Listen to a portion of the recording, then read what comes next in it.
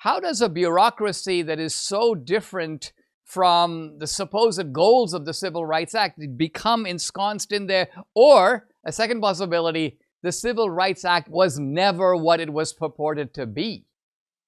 Well, and that's the big thing, right? I think, as you say, most Americans look at the 1964 Civil Rights Act and they say, yeah, of course, I don't want discrimination. I don't want people who, can't get a home or can't get a job because of their race. That's not what I'm looking for in the United States.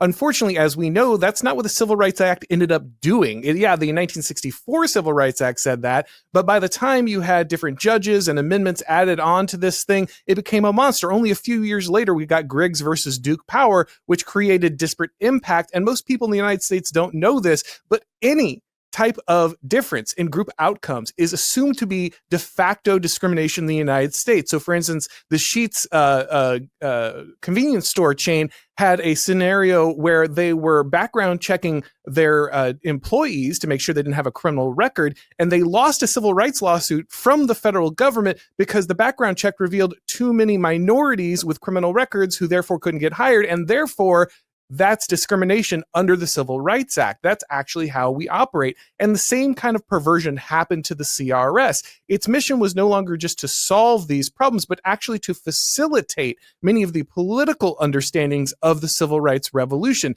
This includes working with disciples of Saul Alinsky to allow controlled race riots in the 1960s, ones that were allowing the rioting, but weren't going to get so bad the white community might have some kind of backlash. This also means marching out the families of victims of racial crimes in order to try to downplay them. As you point out, if a white person, especially a white cop, has some kind of violence towards a black criminal, this is the biggest thing in the world. We have to care about it. We have to make it the nightly news story for the rest of the month. Maybe we even write about it. But when a person of color kills a white American, all of a sudden we deploy the CRS, we grab their relative, their grieving relative, we march them out on camera, and you'll notice the pattern over and over again. It's usually an older male. He goes out, he talks about how really the crime, we shouldn't be focusing on the perpetrator, we shouldn't be focusing on the motivation, we should care about the goodness of the victim, and we should be focusing on the life of the victim and all the accomplishments that they had. This isn't some kind of mistake. This is something the CRS does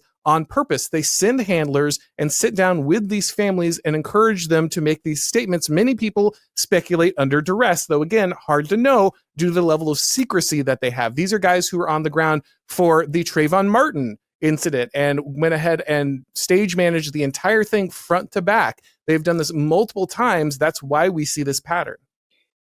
I mean, I don't know if this group was involved, but I saw something of this script play out with Carmelo Anthony. You remember the press conference, there was the lawyer there. In fact, this seemed to be a case where the victim's father was not playing the approved role, even though he had made some public statements saying, this is not about race and so on. The fact that he showed up to this press conference sort of disrupted the stage management, and so they tried to get him to leave.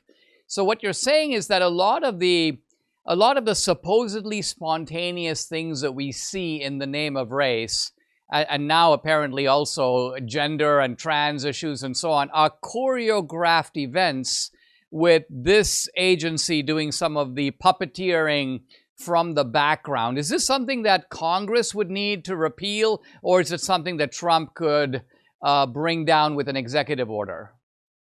So the good news is that the Trump administration has already contacted me and let me know that the funding for the CRS is going to be cut in the new bill. As soon as the new budget is passed, part of it is zeroing out the budget for that organization. So the good news is that basically they would not be able to operate under the Trump administration. However, what we know is that anything that has been defunded can be refunded. And unfortunately, due to the statutory requirement of Title X, the Trump administration cannot simply get rid of the CRS. All it can do is defund it. In order to permanently remove this heinous organization, you would either need to amend the Civil Rights Act or you would need to remove the Civil Rights Act. Unless you do that, it's going to continue to hang around.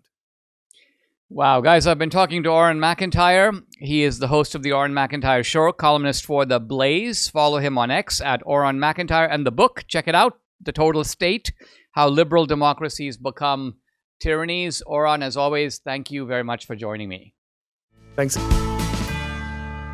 really happy to talk to you about the amazing people at PhD Weight Loss. Debbie lost 24 pounds. I lost 27 2 years ago. But notice, we've kept the weight off. It is a way of life, eating, and we love it.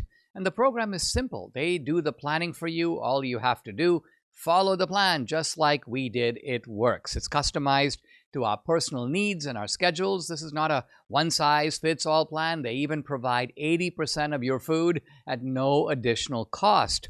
There are no drugs, no injections, no expensive medication. This is 100% science-based nutrition. The plan teaches your body to heal itself. You meet with your nutritionist every week.